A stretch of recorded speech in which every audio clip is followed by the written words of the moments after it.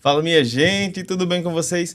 Estamos começando mais uma edição do podcast Unifip e hoje nós temos um assunto bastante interessante para conversar com vocês.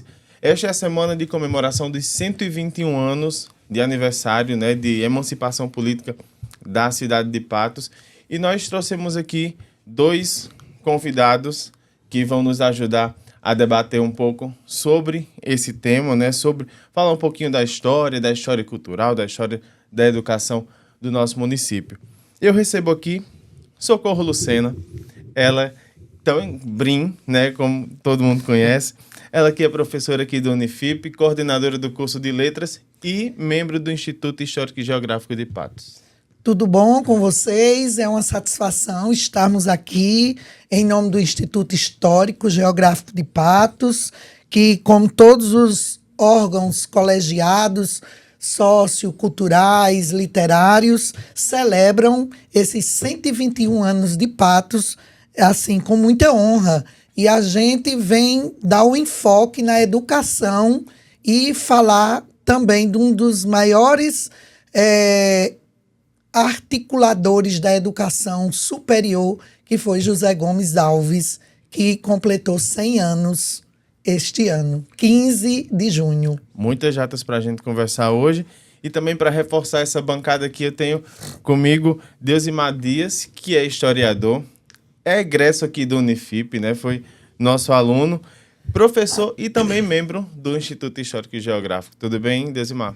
Olá pessoal que está acompanhando o podcast de manhã, de tarde, de noite, de madrugada, querido Mivan, querida confreira Socorro. É um prazer poder estar conversando com vocês hoje, falando um pouco sobre a cidade de Patos, em sua perspectiva histórica, em sua perspectiva cultural.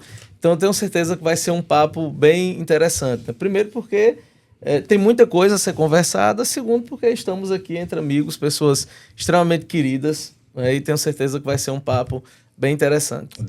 Daria uma temporada só de história sobre o país, Só para dar uma contextualizada, eu trouxe alguns dados aqui. No dia 6 de outubro de 1788, portanto há 236 anos, originou-se o povoado dos Patos, que foi desmembrado da freguesia de Nossa Senhora do Bom Sucesso, em Pombal.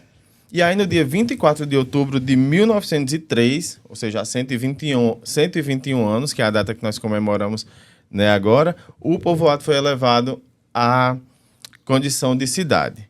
Temos aqui que Patos, quando a gente chama de Patos, capital do sertão, parece que é um apelido carinhoso que a gente dá, mas não. Por força de lei, Patos é realmente a capital do sertão, lei estadual número 12.418 de outubro de 2022. E para não deixar nada de fora, Patos ainda figura entre as 20, no ranking das 20 cidades mais quentes do Brasil. Que delícia, gente. Que delícia. Calorzão, uma informação quentinha para a gente começar. Literalmente. Eu perguntei antes de a gente começar a gravar, se vocês realmente são daqui de Patos. E Socorro já me disse que vocês também. Qual é essa relação, quais são essas lembranças que vocês têm de Patos? Olha, Patos, a história de Patos se confunde muito, com a história da nossa infância. A gente ali no século XIX, século XIX, mas nascida e criada num bairro muito próximo ao centro da cidade, e já levavam os investimentos para a cultura, para a educação, para o bairro de São Sebastião. Eu lembro que, muito pequena, os jovens, as organizações, os grupos teatrais, eles levavam o cinema. A gente assistia o cinema no Oitão da Igreja do São Sebastião. No Oitão, viu? No Oitão da Igreja, é a palavra da época, No Oitão da Igreja, e ali ficava todo mundo reunido. Era coisa realmente do outro mundo, Outra coisa marcante da minha infância, que se confunde com esse investimento de Patos na formação da infância, que aos domingos os grupos levavam campeonatos. Construíram uma quadra no bairro do São Sebastião, que eu acredito que o bairro era visto como um bairro de periferia, não é? Que realmente de muita carência econômica, de educação. Atravessar a ponte para chegar. Atravessar a ponte, e quando a ponte caiu, o problema estava declarado. Então, eu lembro participando de teatro, né, de corridas, com ovo na colher. Essa coisa toda contribuiu para a nossa formação, né, assim, de envolvimento com a igreja, com os grupos que se originaram no São Sebastião mesmo, mas a gente vê que existiam profissionais que levavam esse conhecimento para o São Sebastião. E você, Deusimar? Pois é, Patos é uma cidade de encontros, né? Eu nasci aqui na cidade de Patos, mas meus pais são de lugares totalmente distantes uns dos outros, né? Minha mãe é de Juru, né? E meu pai é de uma cidade já na divisa com o Ceará, lá de Monte Oreb. E aí os dois se conheceram aqui em Patos, e aí casaram aqui e já estão aqui na cidade de Patos há mais de 50 anos. Eu nasci aqui em Patos, meu processo formativo é todo aqui em Patos, né? Meu primeiro curso foi aqui na Unifip, né? O curso de História. E é interessante porque eu nasci lá no bairro Noé Trajano, eu já fico um pouco mais afastado do centro da cidade. E eu brinco muito, né? Que foi o bairro que eu nasci, cresci e engordei. Né? Foi lá no Noé Trajano que, assim, o Noé Trajano é um bairro que fala muito sobre o próprio início da história da cidade de Patos. Então você tem ali um bairro construído que era um antigo conjunto SEAP. E tem uma coisa bem interessante, Mirvan e Socorro, que assim, eu vim ter ideia da representatividade histórica da cidade quando eu estudava lá no Noé Trajano, na Escola Estadual Egmar Longo Araújo de Melo. Porque uma professora fez um projeto para que a gente pudesse estudar o nome das ruas do bairro do Noé Trajano. E quando nós fomos pesquisar o nome das ruas, eu me deparei, né, com a rua que eu morava, que era a rua Humberto do Bandolim. E para chegar na minha rua, você tinha que passar pela principal, que era Zezinho Pintor. E aí eu tive contato, né, com dois grandes representantes da cultura patoense, o Zezinho Pintor, né, que inclusive foi uma das pessoas que trabalhou na restauração da catedral, né, tem pinturas assim do Zezinho Pintor, é uma das grandes referências nas artes visuais daqui, e o Humberto Bandolim. Então, ali criança, estudando no Egmar Longo Araújo de Melo, eu tive esses primeiros contatos, né, com a história da cidade, porque a cultura, ela conta muito sobre a nossa história também. Então, estudar um pouco, conhecer a cultura da nossa cidade é um ponto interessante para você também conhecer um pouco da história da cidade. Então, foi lá no Noé Trajano que eu despontei, né, para entender que, poxa, eu moro numa cidade que tem cultura, eu moro numa cidade que tem história. Né? Então, meu primeiro contato foi exatamente lá na Escola Egmar Longo Araújo de Melo, com essa cultura e com essa história local. Então eu sou o único da bancada que foi adotado por Patos, né? Porque eu sou do Rio Grande do Norte, cidade aqui próxima, São João do Sabugi, e vim para cá em 2008, exatamente para estudar, para fazer jornalismo, e não voltei mais, assim, exatamente pelo que você falou, essa cidade que é de encontros, a gente conhece outras pessoas, estabelece uma nova visão quando chega aqui, isso na minha visão de fora, né? Sim, sim. E aí, estou em Patos desde então. Seja bem-vindo, já é nossa. Atenção, Câmara Municipal de Patos. Muito acolhedor. Atenção, Câmara Municipal de Patos, vamos levantar uma hashtag. Título de cidadão patoense ao rapaz Mivan, viu?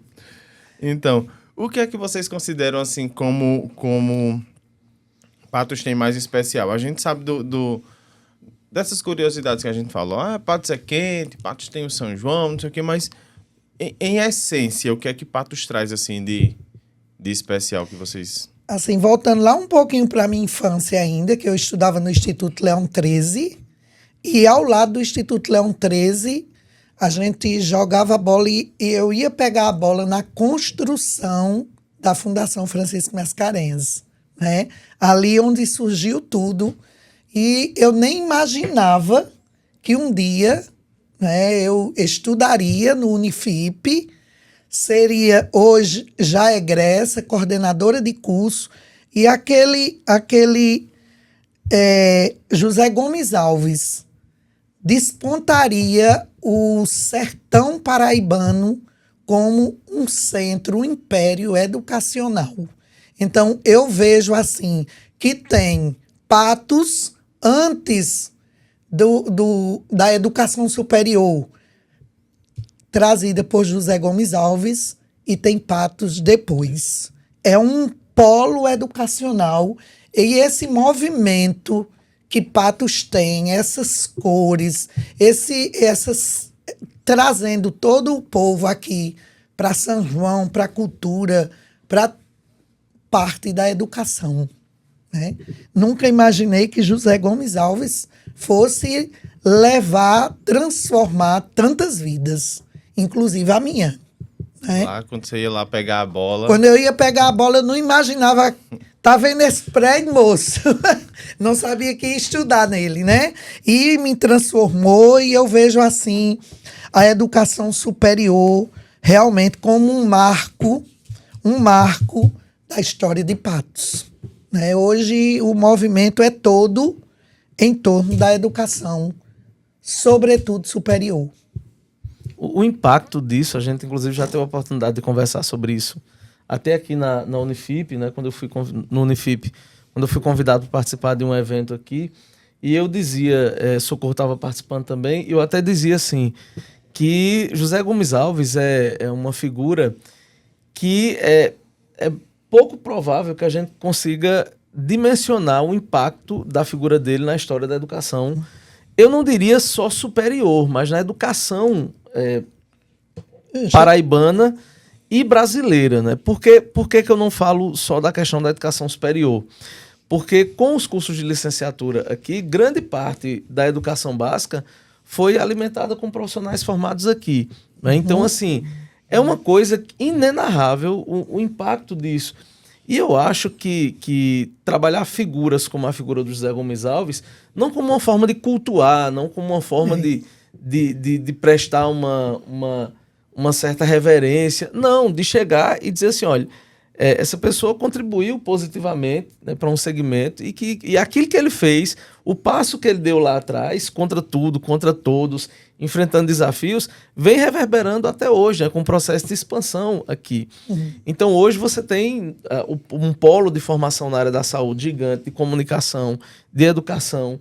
Né? Então quantos comunicadores, por exemplo, foram formados aqui pelo Unifip, né? Quantos professores, quantos médicos agora estão sendo formados aqui pelo Unifip também, e aí vem engenheiros, e aí vem médicos veterinários e uma série de outras coisas. Então, eu acho que é muito isso também. Eu vou voltar para a tua pergunta, né? Para responder o que é que Patos tem de tão extraordinário.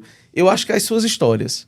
Eu acho que Patos é uma cidade apaixonante, é uma cidade que, para quem gosta de história, é fascinante as coisas que aconteceram e que continuam acontecendo aqui. Né? Figuras extraordinárias que incrivelmente não são trabalhadas em nosso cotidiano, que muitas vezes não se tem o devido trabalho em relação a trazer essas pessoas para o cotidiano das escolas, dos eventos culturais. Então, assim, Patos tem, por exemplo, falar da área jurídica, um Paulo Bonavides, né? Que nos últimos anos, com exceção da Unifip, né, do Unifip, que tem uma biblioteca, se eu não me engano, com o nome, um auditório. O auditório, que a gente chama de direito. Paulo Bonavides. Paulo Bonavides, que fez um congresso, né, todo em cima do Paulo Bonavides. E é um dos grandes juristas do Brasil. O Paulo Bonavides nasceu aqui na cidade de Patos. E a biblioteca é Flávio Sátiro, que é também outro personagem importante. Flávio Sátiro, né? Então, assim, que é inclusive um grande incentivador da Fundação Hernando Sátiro. Não existiria a Fundação Hernando Sátiro se não fosse o Flávio Sátiro. Existem personagens aqui que são fantásticos aqui em Patos. Recentemente, nós mergulhamos para descobrir uma figura chamada Alírio Meira Vanderlei, e é uma figura extraordinária, é uma figura tão extraordinária que cabe em qualquer contexto. Então, se você está fazendo jornalismo e quer produzir um trabalho na área de jornalismo, na área de comunicação social, você vai pegar o Alírio Vanderlei e você vai encontrar um dos maiores comunicadores do Brasil de sua época. É um dos grandes jornalistas brasileiros. Quando o Alírio Vanderlei morreu, em 1955, mais precisamente ali no dia 15 de janeiro, o mundo do jornalismo aqui no Brasil parou, né? Inclusive os críticos dele. Aquilo foi um impacto muito grande, né? O Assis Chateaubriand, inclusive, escreveu, né, para a família, fez depoimentos, fez publicar não só nos diários associados, que era de sua propriedade, mas nos outros jornais também notas sobre isso. E se você é comunicador, você vai usar Alírio Vanderlei. Se você se é da área de letras, você vai usar os romances do Alírio Vanderlei. Se você é cronista, você vai usar as crônicas do Alírio Vanderlei. Se você gosta de sociologia, um dos livros de maior impacto dele vai ser na área de um ensaio sociológico chamado As Bases do Separatismo. E uma figura fantástica, extraordinária, que eu conheci por conta de um amigo, que não está mais entre nós, nosso querido Mário Gregório, que faleceu há 11 anos. E em conversa, né, com o Mário, ele falava de uma maneira apaixonada sobre Alírio Vanderlei. E eu dizia, mas Mário gosta tanto de Alírio, né? Tem que ter alguma coisa especial nele. E aí o Mário acabou falecendo e alguns anos depois nós tivemos a oportunidade de conhecer essa obra do Alírio Vanderlei. E é uma figura fantástica que as pessoas simplesmente não conhecem, né? Você tem, por exemplo, um Coriolano de Medeiros, que a gente só conhece aqui pela escola Coriolano de Medeiros, né? O Coriolano de Medeiros, que é um historiador fantástico também. É fantástico.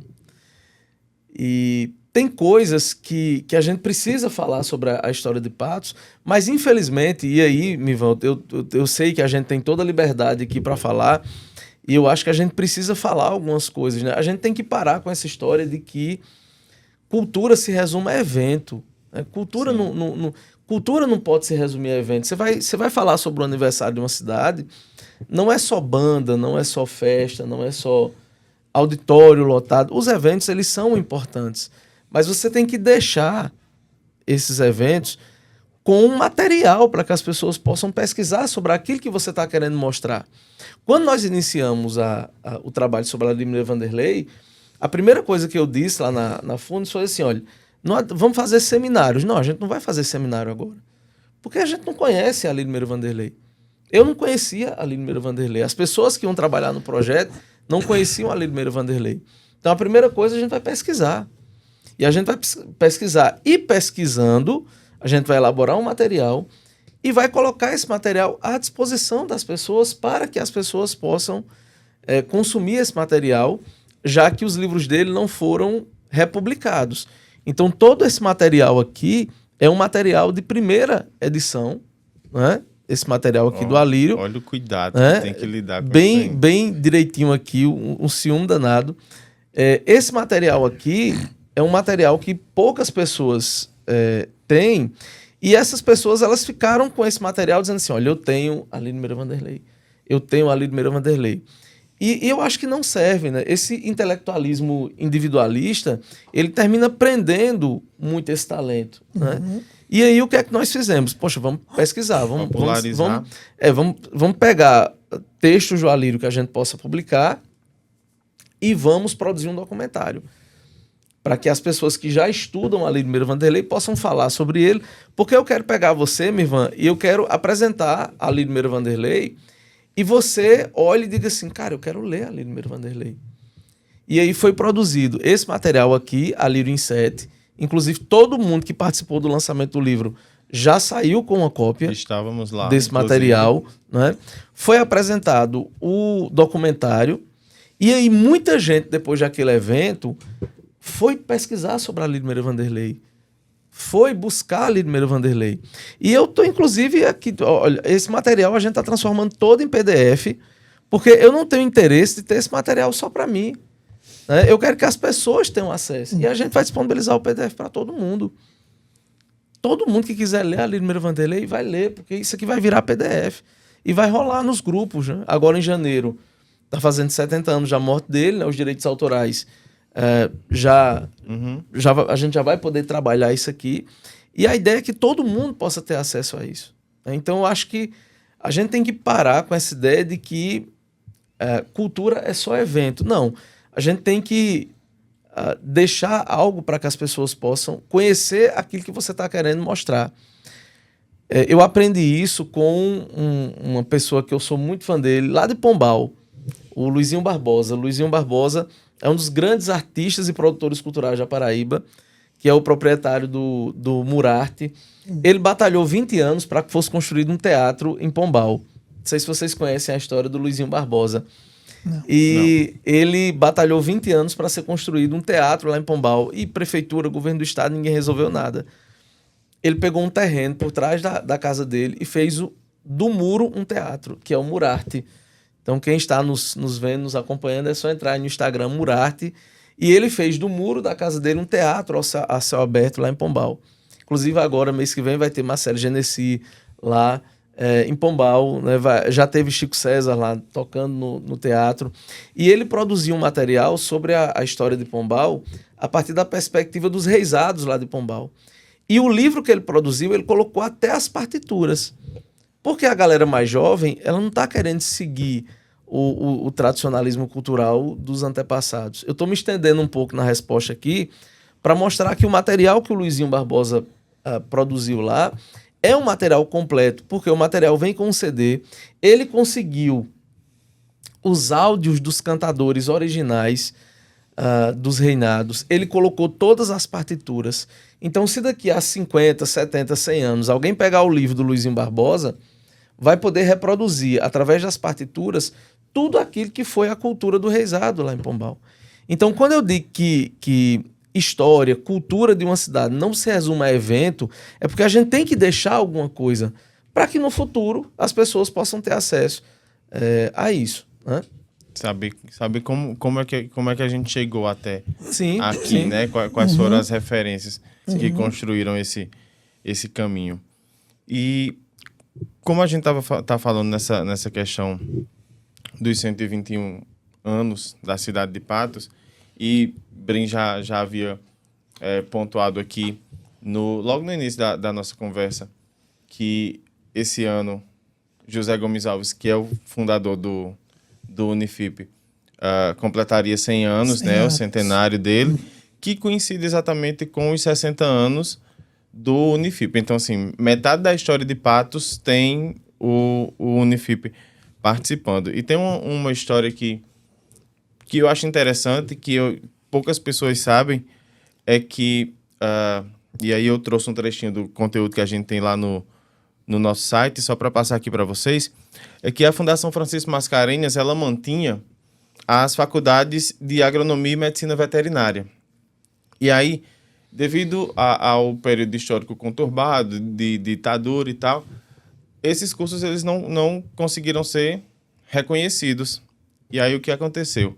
A instituição passou a estrutura que tinha de laboratórios e tal para a UFPB, que era, né, que é a Universidade Federal da Paraíba, só que a essa época ainda atuava aqui pelo Sertão antes de dividir com a UFCG. Após esse desmembramento, né, cria-se aqui o campus da UFCG e os cursos de agronomia e medicina veterinária, no caso, agronomia hoje, ciências, engenharia florestal e o de veterinária, que existe ainda até hoje, foram fruto dessa doação, digamos assim, dos equipamentos, da estrutura que a Fundação tinha preparado e, porventura, não conseguiu fazer o reconhecimento dos cursos. Então, o campus da UFCG aqui também, esse outro lado da educação superior, a gente também deve, de certa forma, à Fundação Francisco Mascarenhas, a José Gomes Alves, né, Brin? Uhum. Falar em José Gomes Alves é falar de superação de uma época sombria da educação. Quem é que acreditava na educação, né? Aqui no sertão paraibano, seco, desprezado pelas oligarquias políticas, né? Que pensavam nos seus interesses próprios, e José Gomes Alves desponta comerciante ali tímido e compra uma briga com os, digamos assim, os poderosos, né? E ele enfrenta, ele supera naquela sua timidez e ele tem um projeto arrojado que é educação. Então, a gente falar de José Gomes Alves é falar de superação de uma época sombria, é falar de um articulador, de um empreendedor que venceu tudo e todos. Quem é que investe na educação? E, pelo menos numa época, né, que não se tinha nem educação pública. Exatamente. Por aqui. O início da história da instituição é exatamente 1º de abril de 1964. 64. Né? Letras está completando esse ano 57 anos, minha gente. Letras. Em dezembro, Letras completa 57 anos. Né? Você imagina a economia, que foi o primeiro curso. Né? Então, a gente tem que... Eu concordo com Deusimar, com o professor Deusimar, de não celebrar a cultura só com banda, com festa. E eu trago para não só analisar contextos e pessoas na época de um aniversário, mas está sempre trazendo, porque nós estamos aqui porque nós tivemos, né, profissionais que largaram a sua vida pessoal para investir numa profissional e na formação dos outros. Pensou no outro, né? Então, isso é admirável.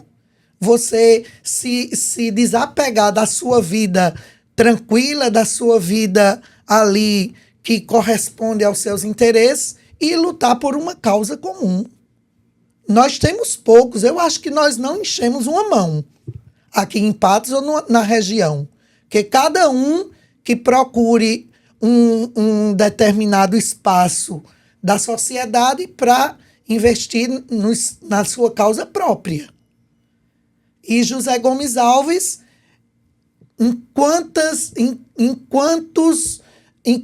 vidas ele não está, né, plantado, que ele transformou. Um gesto ali simples, que eu me lembro muito bem, ele caminhando ali naquela praça, João Pessoa ali ao lado do JK.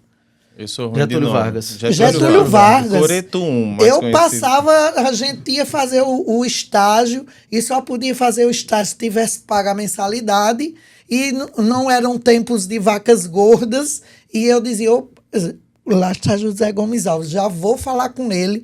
Ele dava um papelzinho, período faz, aqui, estude, não deixe de estudar não, por causa de mensalidade não vou deixar não, porque eu tenho o senhor, é melhor do que o FIES, é melhor do que o ProUni. Então, nós estamos aqui hoje porque um empreendedor, né? Um empreendedor, um homem ousado, que nem era super-herói, nem era milionário, nem era rico, certo? Se desfez dos seus interesses próprios para investir no bem do outro, na formação do outro, sem grandes lucros, o que é? Sim. Né? Sim. Então, isso eu acredito que é marcante na cidade de Patos. É preciso a gente estar sempre resgatando para os que estão aqui hoje, que fazem medicina, todos os cursos, esses jovens, não é que os jovens não querem saber muito do passado. Sim. Mas como é que a gente não pode discutir José Gomes Alves para lembrá-los que era uma pessoa simples, um trabalhador simples, honesto, que venceu? A gente tem que mostrar, não precisa, né, de grandes coisas. Que transformou, eu que nasci e me criei no São Sebastião. E fiz letras. E sou professora. Então, e se preciso for, faço letras novamente. Sim. Ordeno letras, sou egressa. Por quê? Porque alguém nos oportunizou. Considerando também que vocês dois também, somos enquanto agressos, professores, também transformam a vida, replicam isso, né? Transformam as vidas de outras pessoas. Isso. E é interessante porque quando a gente fala em José Gomes Alves, a gente tem que levar em consideração o contexto histórico, né? Porque não é só uma empresa. Uma coisa é você seguir as tendências de mercado. Isso. Então, hoje, por exemplo, você tem uma determinada tendência de mercado e você vai lá e monta um empreendimento baseado nessa tendência de mercado. A educação superior naquela época, na década de 60, não era assim. Não era assim. O que ele mercado. fez... não era assim. Porque os filhos dos ricos, os filhos dos grandes comerciantes e dos fazendeiros, eles iam estudar fora. Então, para a elite econômica local, esse projeto do José Gomes Alves, ele não fazia também muito sentido na época, porque quem tinha muita grana, o filho ia estudar nos grandes centros e até fora do Brasil. Né? E aí ele, numa época, contra tudo e contra todos, como o Socorro disse, colocar um empreendimento, né, desse tamanho. E aí vem as dificuldades políticas, né, o golpe, a ditadura militar, que dificultou absolutamente tudo. E aí repassar isso para a esfera federal. E aí, quando há o processo de redemocratização, continuar com todo esse processo até essa expansão que nós temos hoje. Então, quando a gente fala que precisa conversar sobre essas figuras, sobre o José Gomes Alves, o Alírio Meira Vanderlei, não é que a gente vai cultuar essas pessoas. Isso. Não, é dizendo assim, olha, essa pessoa nasceu em Patos, é daqui, e conseguiu construir algo que é referência. E você também pode fazer isso. Quando eu vou falar de Alírio, eu digo, imagina aí, ele nasceu lá no sítio Campo Comprido. Né? Aí José Gomes Alves nasceu aqui em Patos, né? José Gomes Alves é patoense. Nasceu... São José do Bonfim e veio para Patos, bem novinho. Vizinho. Pronto, né? Então, assim, não é para questão de prestar culto, mas é uma pessoa visionária. Porque trabalhar com ensino superior hoje como é que funciona? Você quer abrir uma universidade. Então, se você tem uma grana, você contrata uma assessoria e essa assessoria você só dá o nome. Olha, eu quero a faculdade tal. O nome da minha faculdade é essa. E aí essa assessoria, ela lhe dá tudo. Ela lhe dá tudo. Você consegue as autorizações no MEC, tudo. Agora, começar do jeito que ele começou, montando a estrutura, criando os programas internos de financiamento, porque a gente escuta muito isso, né? Olha, eu terminei o curso por conta de Zé Gomes, por conta de São Antônio, né, que ia ali e que negociava antes de surgir os programas governamentais. Isso. Né? Isso é importante. A gente conversou bastante sobre Alírio, sobre José Gomes, que estão em pauta hoje aqui. Mas Patos também tem outras figuras importantes que merecem também serem revisitados. Né? Quem vocês destacariam também assim nesse momento? A gente também já falou sobre Paulo Bonavides, Dr. Flávio Sátiro, enfim, mas quem vocês destacariam também? Nós tivemos aí políticos que também participaram desse projeto, né, de José Gomes Alves, Dr. Olavo Nóbrega, né, que recebe o nome aí do Hospital Day, né? Eu tenho uns órgãos aqui no Unifip. Virgílio Trindade foi um comunicador, um estudioso, muito amigo de José Gomes Alves. São referências que contribuíram para essa construção, né, de Patos. Olavo Nóbrega, muito... nós temos aí referência na questão da igreja, né? O Monsenhor Manuel Vieira, que deixa marcas na história de Patos. Né? Temos muitos, e os que marcaram esse progresso de Patos, que chegou devagarinho, como diz a música, não é?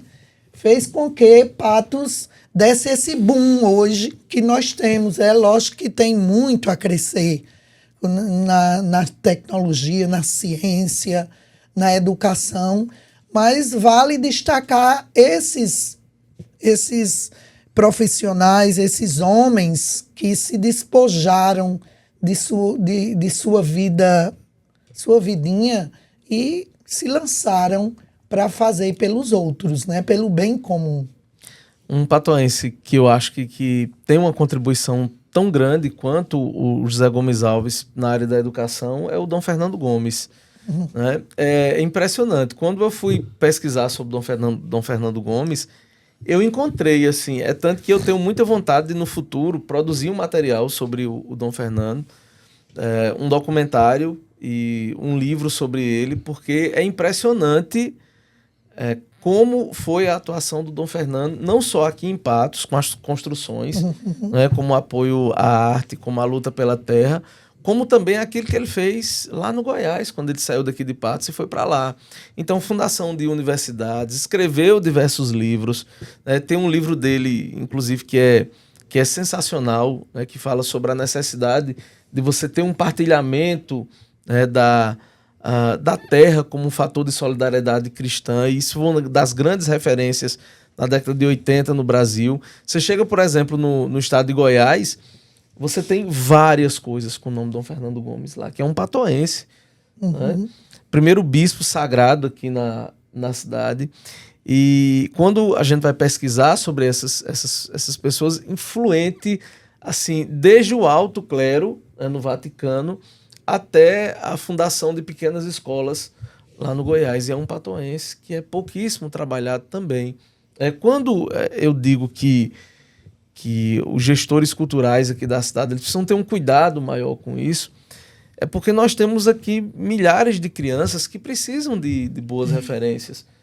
E isso vem sendo perdido. Nós temos hoje, nas redes sociais, o TikTok, o Reels do Instagram, o YouTube, nós temos uma série de coisas que podem ser produzidos, uma série de conteúdos que podem ser produzidos para puxar isso, né? Então tá lá.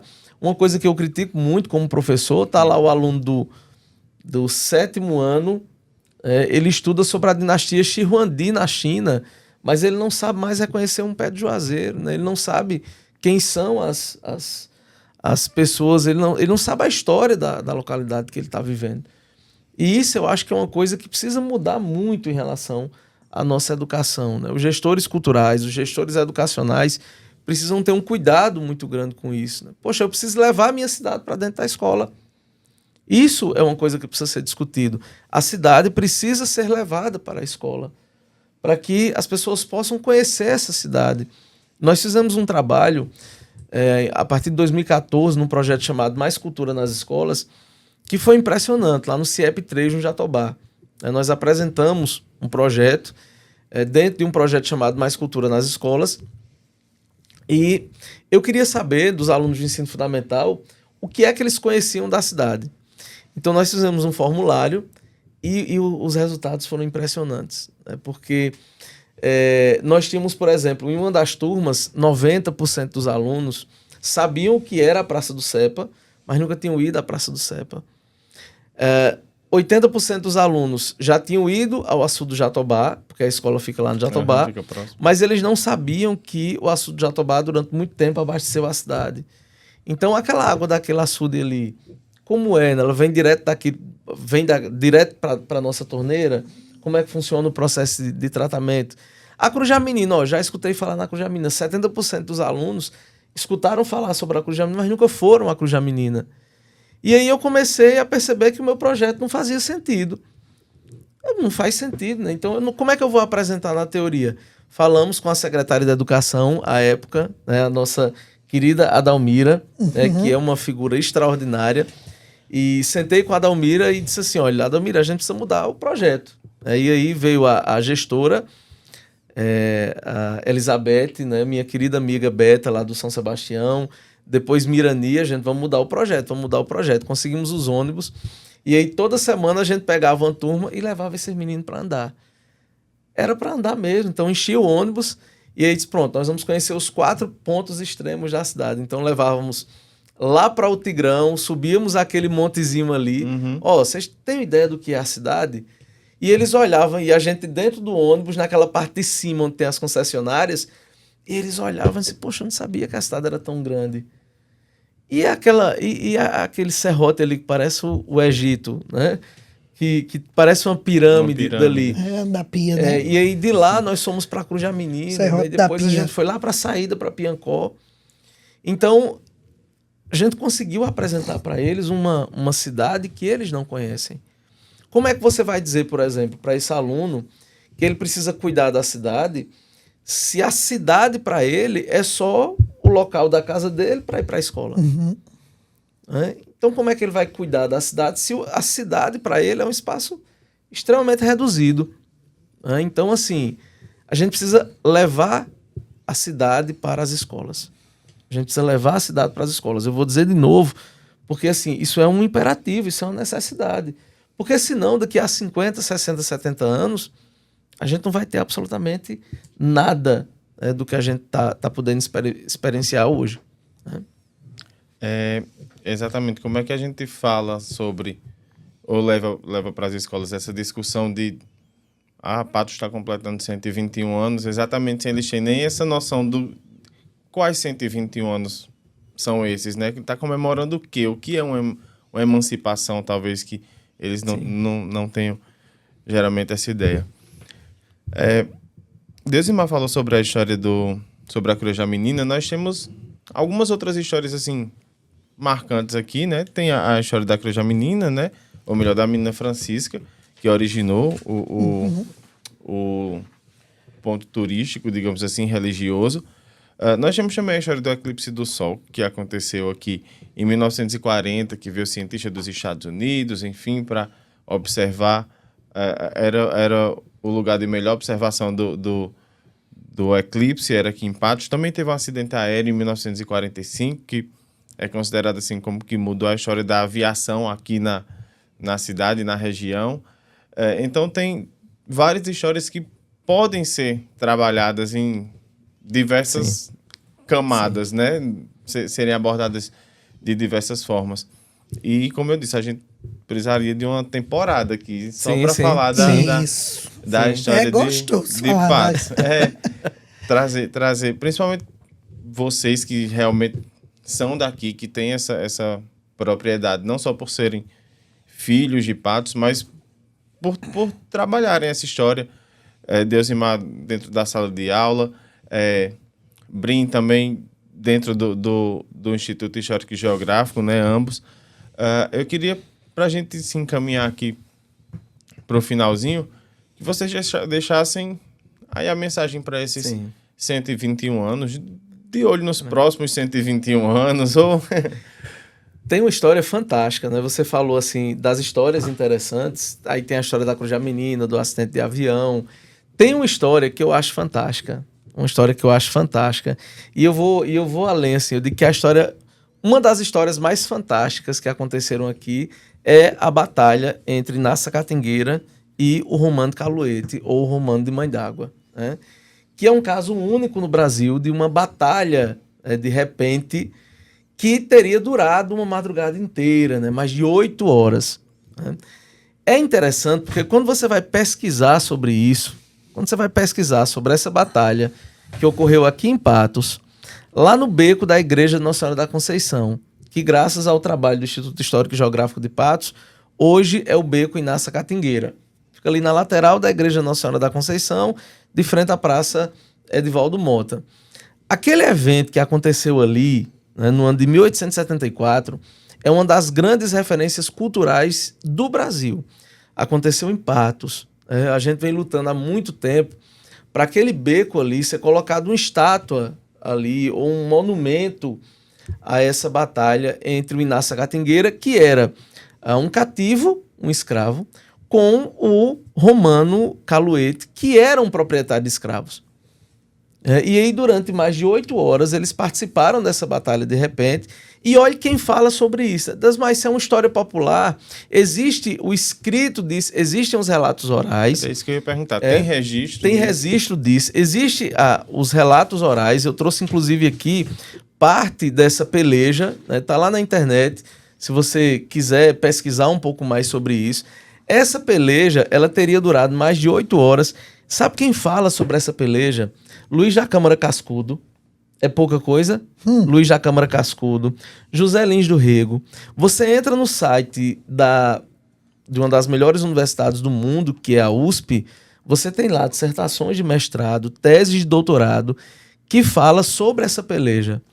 Quando se fala de rap no Brasil hoje, Emicida é um dos grandes nomes do rap no Brasil. Sim. Se você colocar no YouTube Emicida tem uma música chamada Inácio da Catingueira.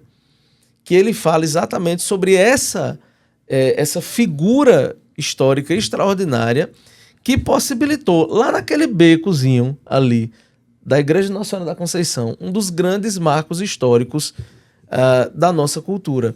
E eu me revolto muitas vezes porque as pessoas elas não sabem disso.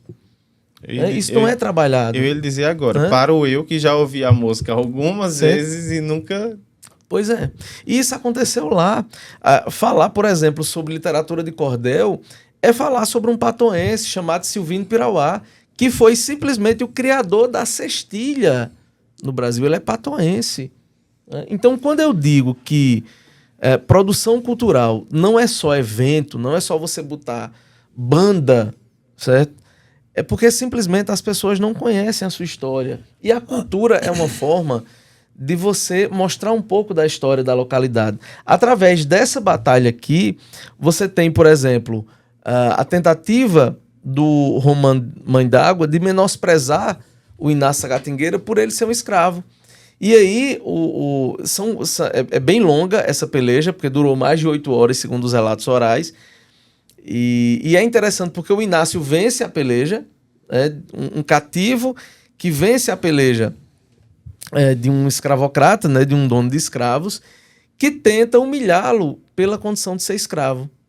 E o Inácio consegue sair desse processo. Então, conheçam, pessoal, a história de Patos.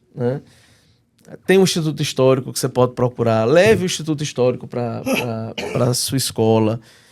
Procure nas entrelinhas esse processo.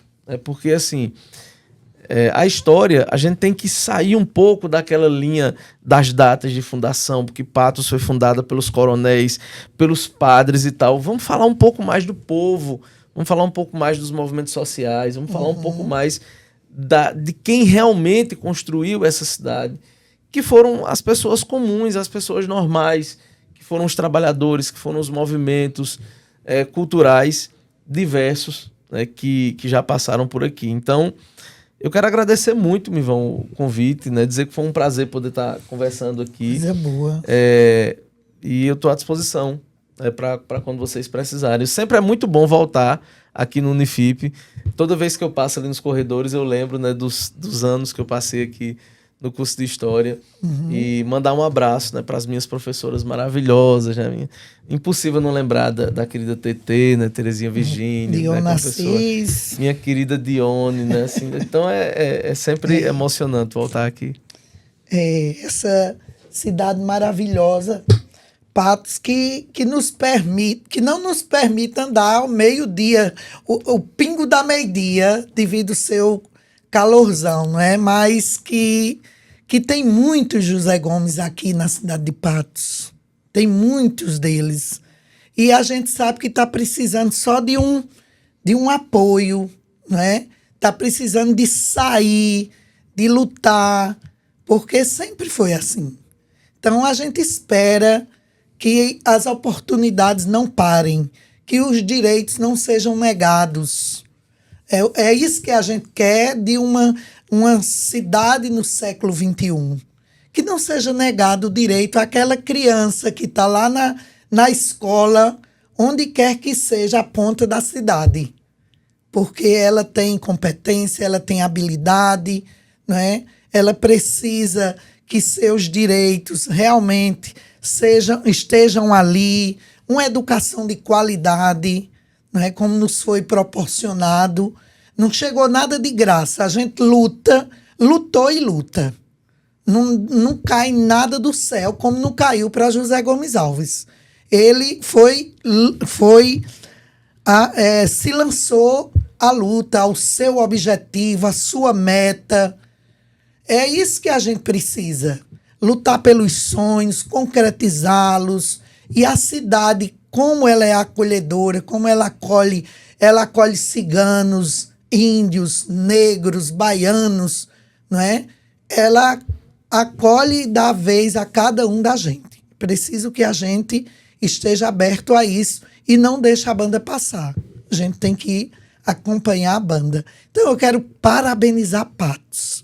Eu adoro andar na Solon de Lucena, não é? E ver que tudo isso aqui faz parte da nossa história. Participar do Instituto Histórico Geográfico, que é outro espaço de diálogos, é outro espaço da gente imergir na história, fazer uma imersão nessa história que favoreceu e favorece muitas vidas, que transforma as vidas. Os bibliófilos são grupos, são órgãos colegiados que dão vez e voz, não é, ao povo, à cultura, à literatura, e nós que fazemos o curso de letras estamos aqui, não é, fazendo com que esse movimento não pare, com que essas vidas sejam transformadas. A princípio, por José Gomes Alves. Então, coloque para fora o José Gomes Alves que existe em você. Muito obrigada, Mirvan. Muito obrigada pela oportunidade, não é? Eu quem agradeço a oportunidade de ter vocês dois aqui para ajudar a contar ou contextualizar um pouco da história de Patos. E aí eu também me despeço de vocês, deixando aí o meu abraço para Patos, para todos os patoenses, para essa cidade que me acolheu e acolhe tantas outras pessoas que chegam aqui diariamente, né? Que vem, estuda e volta, que vem, faz sua compra e volta, ou que vem, toma água do Jatobá e fica. Que seja sempre uma cidade de desenvolvimento e que a gente possa colher aqui os frutos que a gente planta. Valeu, muito obrigado. Acompanhe aí os nossos podcasts sempre no YouTube e no Spotify. Abraço e até a próxima. Obrigada. Patos, te amo, Patos.